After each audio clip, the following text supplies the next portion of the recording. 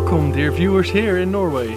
I am Wytse and I come all the way from the Netherlands here in Hauksbygda to do my internship at TANGO Seaweed. TANGO cultivates their own seaweed at sea, brings them to land, dry it here on the land and then make products with it. My background is in land-based agriculture, so growing food on land, so I'm really interested to see how TANGO cultivates in the sea.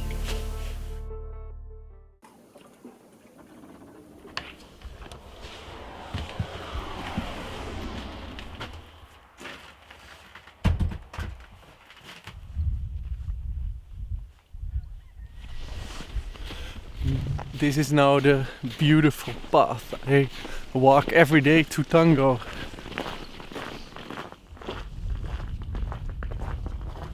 I am introduced to TANGO by Lise Chapman. She runs the company as a managing director. Here they say they cultivate seaweed following nature's principles. I'm very curious to get to know more about what they mean with it. With my background in sustainable land-based agriculture, I'm wondering what the similarities are with sustainable seaweed aquaculture at sea.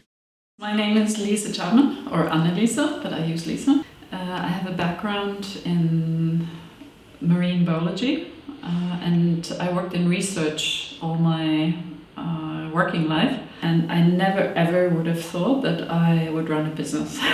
It's really new for me.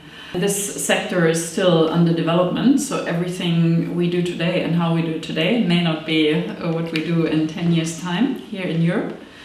But basically, what happens in Norway now is that we collect wild mother plants, and at the moment there's mostly a cultivation of 2 species of kelp, so the large brown algae. So we collect them from the wild in the area where we want to cultivate. From those, not we ourselves, but the company and specialized on propagation, they extract seedlings and make seedling cultures, which we then get back at the time of year when we seed. But essentially they need, like land plants, CO2 and nutrients and sunlight, and all of this is available to them in the sea farm. And so no, we don't add anything, we don't use up land area for this type of food production, and we don't use fresh water in the production. So that's one reason why the cultivation of seaweed in terms of food production is environmentally positive and climate friendly. So it's October now, and in November we will start with the seeding. And now we go out at sea to clean the installation, to clean the farm. So everything is ready for the new seeded ropes to go in the water. I'm very curious to see how this all works, so let's go on the water.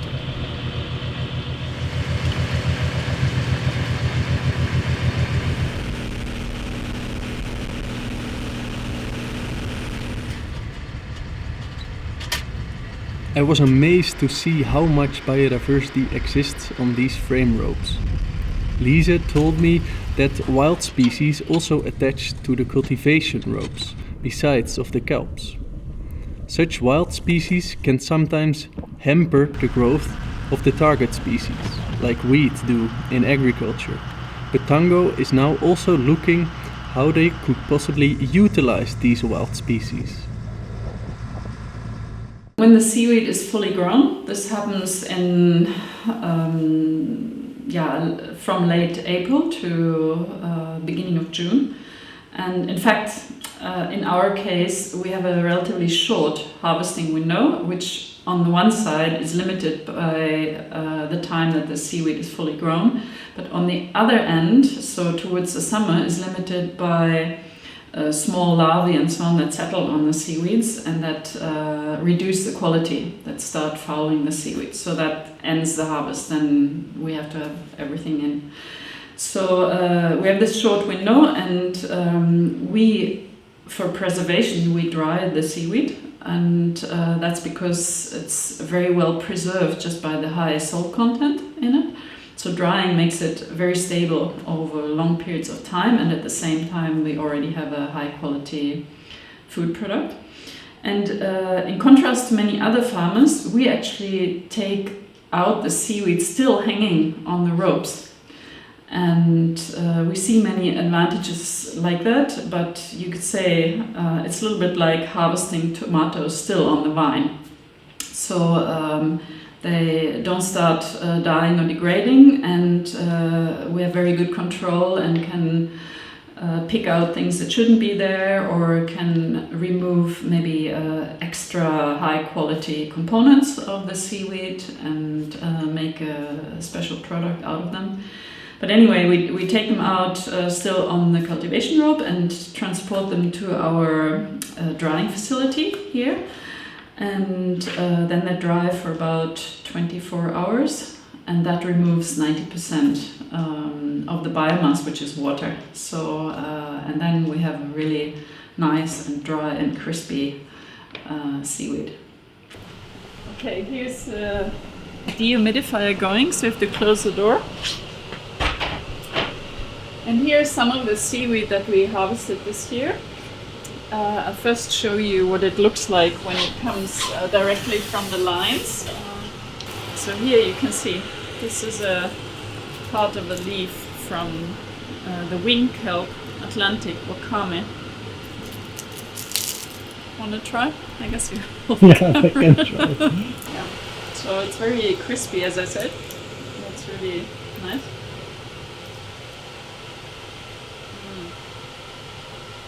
Yeah, it's really salty. Not fishy at all.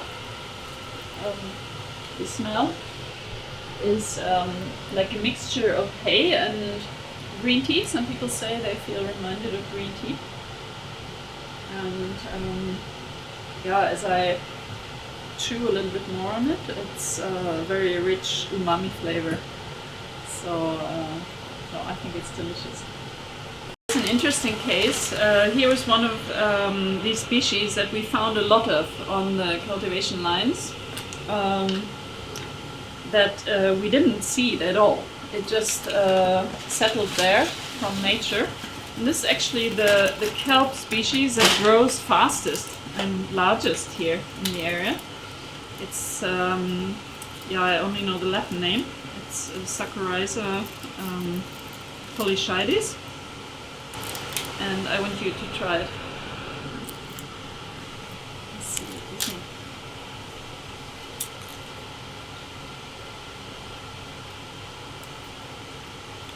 Yeah, it's so different again from the other two. Yeah, I think it's even saltier, and in my mind, it's tastes a little bit metallic. So it's not my favorite, but who knows? You know, maybe good for something else. It's really, it's a new world of seaweed and also this type of business, and I think it is very well suited to small communities and yeah, not only large-scale seaweed cultivation that will come also, but it could be like small apple orchards or very small subsistence level farms in areas where there's little employment and industries from before. And so we are actually trying to open up the world of seaweed and this new business to as many people as possible. And we are using very different ways of approaching seaweed. So one is the food aspects. So it's attractive, for example, for people who want an alternative to meat, who want to, yeah, vegans, for example, or vegetarians. The ones that are very concerned with health, because it's a healthy food. But then there's also the one fishermen in our area, people who really know how to work the oceans. They think it's interesting, a new type of aquaculture, and they are maybe more approach it through the technical side of things, or yeah, building a new type of employment in these regions. And then there's people who are interested because of the aesthetics of that they're beautiful, and there's very many of them, and how they look underwater and how they move and so on. So I think opening up this world for an entire community, like you say, and allowing people to participate, even though if they're not shareholders of the company or if they don't directly work for us, but feeling a kind of immaterial ownership, that really means a lot to us. Hey everyone, so we are here back at Stocksund and now we go seeding. Let's see how this works, because I've never seen something like this. Lisa, what's in the boxes Here there? Here is the gold. Do you see it? Yes, I would guess there maybe half a centimeter or something, or a few millimeters definitely. I think seeding is a lot of fun with the team. We've been doing a few different systems, and today we're checking out what it is to twine already germinated, sprouted sporophytes.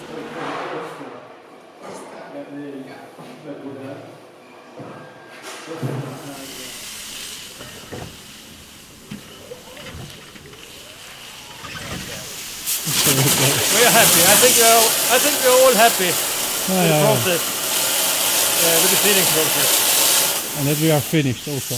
And now we are finished, and we are cleaning up all the mess.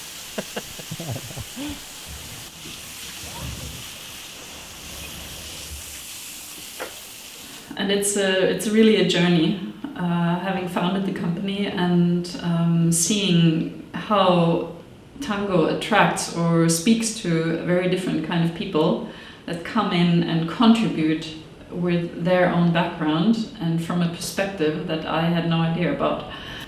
We still don't know at what time and essentially whether we will survive as a company. I'm sure the sector will, and I believe in Tango as well. But I really feel through the way we're addressing this that we already have achieved so much with what we've done so far in the community and in getting people's eyes up about how seaweed can contribute to sustainable and climate positive food production, for example. So that's really what keeps me going. And then but essentially it's about the people. What an incredible experience! I have learned so much during my stay here. I have also learned that much is still unknown and that there are many challenges to overcome. I am very curious what the future will bring us and if soon every kitchen has some seaweed on the shelf. I encourage everyone to discover this world of seaweed themselves.